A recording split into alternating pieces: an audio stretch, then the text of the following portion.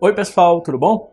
Hoje eu tô aqui com vocês para a gente iniciar uma série de vídeos que vai abarcar tudo sobre o tema depressão. Isso foi um grande pedido, eu acho que é a maior preocupação em termos de saúde mental nos nossos dias atuais, então vamos aproveitar para esmiuçar esse tema nos próximos vídeos aí que vocês vão assistir.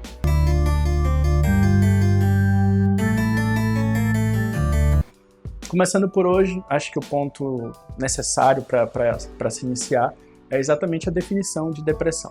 Depressão tem dois sintomas que são os sintomas fundamentais, os sintomas maiores. O primeiro é uma coisa que todo mundo já tem essa noção, é o que a gente chama de humor deprimido ou disfórico. Humor deprimido nada mais é do que a pessoa que se sente triste a maior parte do tempo.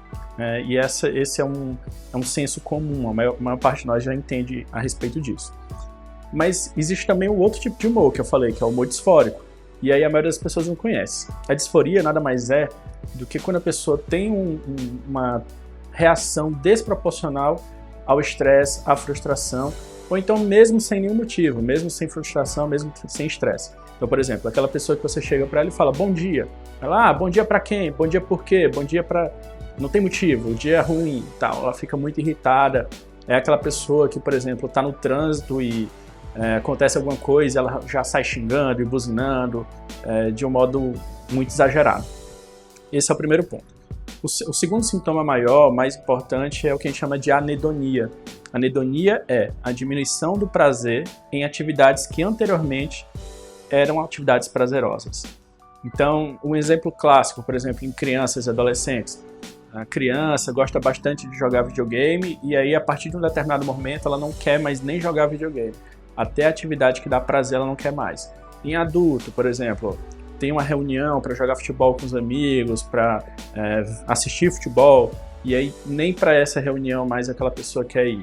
Então esses são indícios de que a anedonia pode estar presente.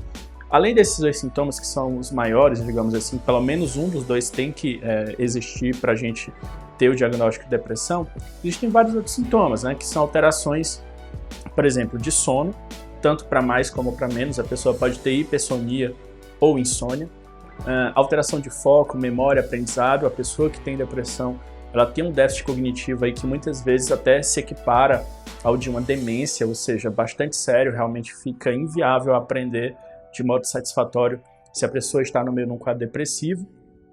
Alterações, por exemplo, de libido, apetite sexual, tudo isso pode alterar. Alterações em relação ao apetite mesmo, a questão alimentar também. De novo, semelhante ao sono, tanto para mais como para menos. A pessoa pode comer mais ou pode comer menos, isso depende de cada pessoa. Então, falando de um modo geral, é basicamente isso. Feito o diagnóstico de depressão, outra coisa que a gente tem que se atentar bastante é a estratificação, observar em que nível de gravidade está aquele caso. Basicamente, a gente classifica como leve, moderado e grave.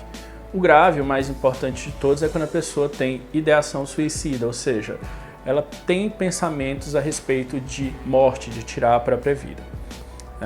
Isso é uma urgência médica, precisa de atendimento imediato, não pode ser ignorado, porque não tem muito mais o que acontecer depois disso. O que vai acontecer é a pessoa tentar tirar a própria vida, e ela pode sim conseguir. Então, não tem muita negociação quando chega nesse ponto. A pessoa precisa de atendimento, e precisa de atendimento hoje, agora.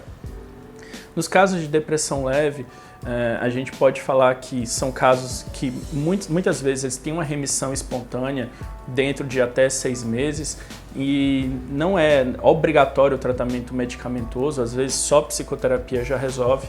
E os moderados são os casos que estão no meio, mas que sim, precisam sim de medicação também. Ok? Por enquanto é isso. No primeiro episódio falamos um pouquinho da definição e da estratificação da depressão. Até a próxima!